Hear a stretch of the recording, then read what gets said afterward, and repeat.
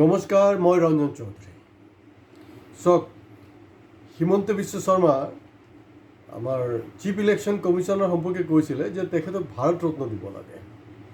আমিও ভূপেন হাজৰিকাক দিব লাগে বুলি কৈ আছিলোঁ। বহুতে চিঞৰ বাখৰ কৰিলে। যেতিয়া দিয়া নাছিলে তেতিয়া মই প্ৰবন্ধ লিখিছোঁ প্ৰতিদিনত, যেতিয়া দিলে তেতিয়াও লিখিছোঁ বিভিন্ন এংগেলত। কিন্তু তেখেত যে কৈছে এইটোতো কিবা এটাতো অৰ্থ হ'বতো, এইটো মজাক নহয় ন, কৈছে। তো মই সেইটোক ছাপোৰ্ট কৰোঁ। এই মুহূৰ্তত কিন্তু মই ছাপোৰ্ট কৰি আছোঁ। কিন্তু হিমন্ত বিশ্বৰ কাৰণে কিন্তু কোনো তেখেতক কি দিব লাগে সেই বস্তুটো কিন্তু কোনো কোৱা নাই। হয়, তেওঁৰ ফলোৱাৰ্ছবিলাকে কৈছে না তেখেতক মুখ্যমন্ত্ৰী বনাব লাগে, কিবা কিবি সেইবিলাক আছে আৰু সেইবিলাক লৈ মই ক'বলৈ নাই। তো যি নহওক, তেওঁতো মুখ্যমন্ত্ৰী হ'ল।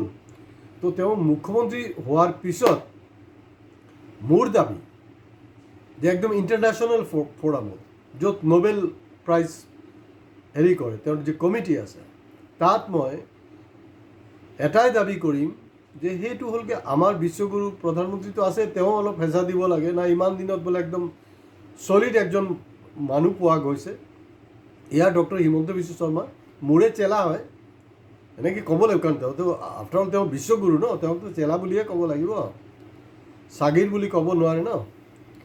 তো দিব লাগিব, কাৰণ তেওঁ বহুত ডাঙৰ এটা সমস্যা সমাধান কৰি দিছে। কাৰণ এই যে ইনফিল্ট্ৰেশ্যন, এই যে বহিৰাগত, এইটো আমাৰ নহয়, কিন্তু এইটো এটা আন্তৰ্জাতিক সমস্যা।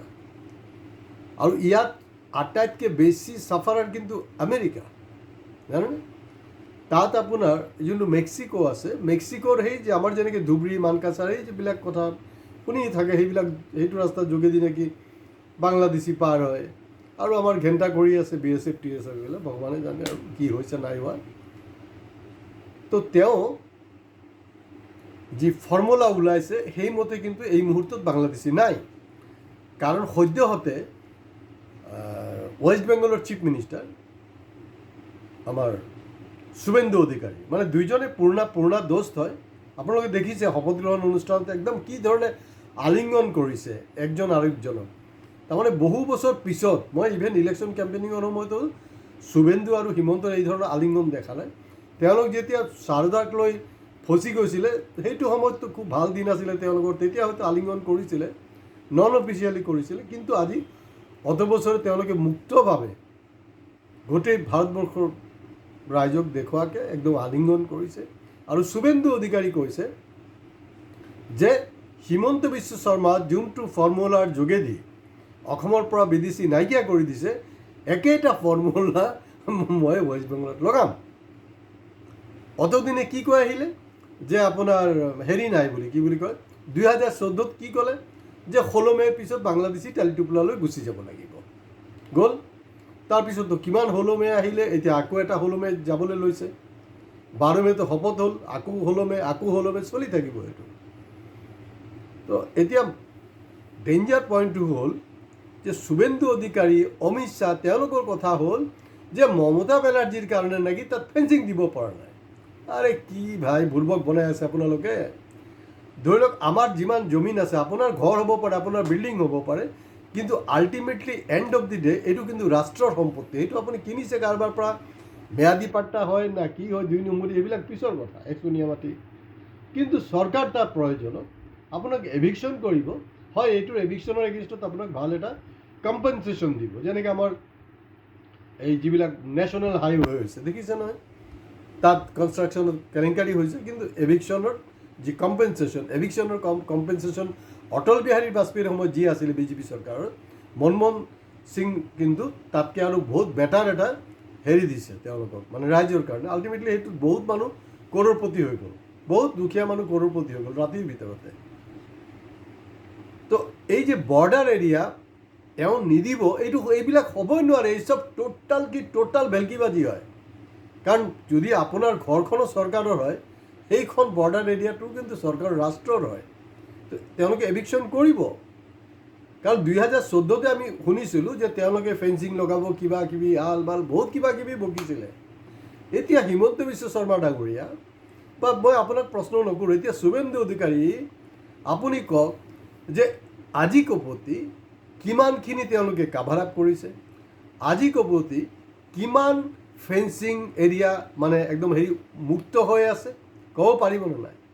বা আছুৰ নেতাই যে বৰ্তাটো আছে বুঢ়াটো সি ক'ব পাৰিব তথ্য সহকাৰে আমাৰ হাতত আছে কমেণ্ট বক্সত আমাক চেলেঞ্জ কৰক আমি দি দিম আপোনাক একজেক্ট ফিগাৰ দি দিম কিমান কিলোমিটাৰ ক'ত কি হৈ আছে 1 ইঞ্চি মাটি নিদিওঁ বুলি কৈছিলে 1 ইঞ্চি বিঘাই বিঘাই মাটি দিলে বাংলাদেশত এইবিলাকতো চব যোৱা 12টা বছৰ আমি পাইছোঁ আৰু এই যে সীমা বিবাদ সেইটোৰ কাৰণে পাৰিলে তেওঁলোকে নেহৰুক বদনাম কৰিব ইন্দিৰাক বদনাম কৰিব এতিয়া এইবিলাক চলিয়ে থাকিব এতিয়া মই তেখেতক কেলে কাৰণ তেওঁ যোনটো আমাৰ জ্ঞানেশ কুমাৰজী যি ধৰণে ইলেকশ্যনখন পৰিচালনা কৰিলে তাৰমানে ইয়াত কি হ'ল মানে সেই মেচিনে ঠিক ঠাক কৰি দিলে যে কোন জিকিব হাৰিব পাব্লিকে ঠিক কৰে না আৰু সেইমতে হ'লো কামখিনি আপোনালোকে অলপ মিলাই চাব ক'ৰবাত 19-20 হ'ব পাৰে এইবিলাক বেলেগ কথা অল এণ্ড অভাৰে তেনেকুৱাকৈ হৈছে আদাৰৱাইজ এইটো পচিবল নহয়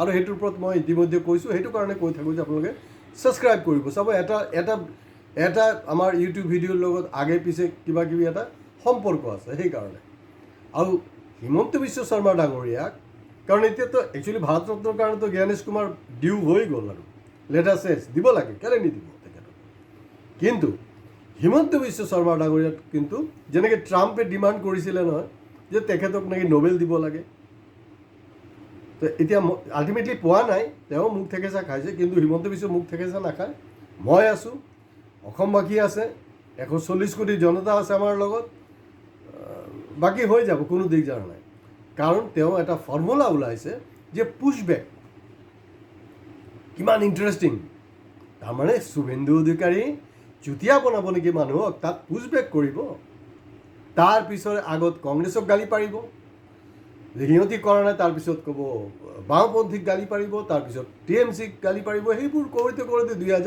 2047 চন আহি পাই যাব কিন্তু কথা যি নহওক আপুনি আলোচনা সমালোচনা যিয়ে কৰক যে শুভেন্দু অধিকাৰী যিহেতু এইটো এডপ্ট কৰিছে তেওঁ এইটো কৰিছে এতিয়া শুভেন্দু অধিকাৰী এই কথাটো ক'ব লাগে কাৰণ ৱেষ্ট বেংগলৰ ইলেকশ্যনত গৈ হিমন্ত বিশ্ব শৰ্মা ডাঙৰীয়া কৈছে যে প্ৰতিটা নিবনুৱাক কিন্তু আমি 3000 টকাকৈ মাননি দিম তেতিয়া শুভেন্দু ক'ব লাগে যে হয় প্ৰভু আপুনি কিন্তু আপোনাৰ ৰাজ্যৰ নিবনুৱাবিলাকক দিয়ক 3000 টকা 3000 নহয় আপুনিতো আৰু ইণ্ডিয়াৰ আটাইতকৈ পাৱাৰফুল মন নহয় 6000 টকা দিয়ক আমি আছোঁ আপোনাৰ লগত হিমন্ত তুম আগে বাঢ়ো হাম তোমাৰে পিছে হাম তোমাৰে সাথ হে এইবিলাক চলি থাকিব কোনো উপায় নাই আপোনালোকে চাওক আৰু কমেণ্ট বক্সত লিখক যি মানুহটো এটা ইণ্টাৰনেশ্যনেল যে প্ৰব্লেম আজিৰ দিনটোত যুদ্ধ কোনোবাই কণ্ট্ৰল কৰিব পৰা নাই এইটো ইণ্টাৰনেশ্যনেল প্ৰব্লেম বৰ্ডাৰ ইনফিল্ট্ৰেশ্যন এইটো এটা ইণ্টাৰনেশ্যনেল প্ৰব্লেম তেওঁ একদম চুটকিত